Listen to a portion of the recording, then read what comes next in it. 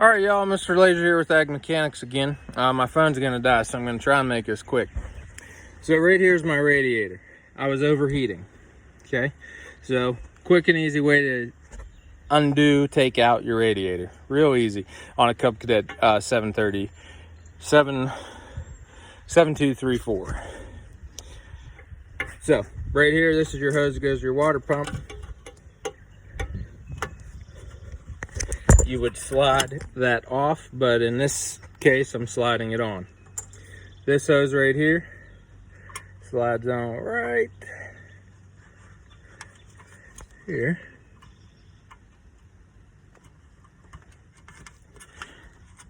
Okay, then you take this clamp and bring it up to the front and lock it in there. Take this is your cap to your overflow, pop it on. Come down here, this hose goes, I don't know what it's, goes right here, but for some reason don't want to go. Goes right there.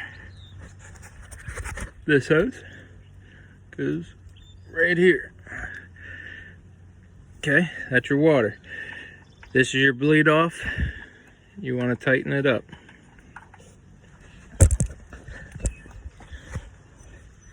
You've got a hose, big hose here that's connected to the bottom of your radiator. Slide it back on.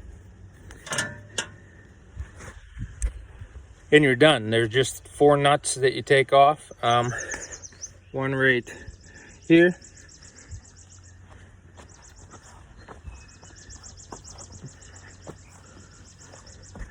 And 2 right here.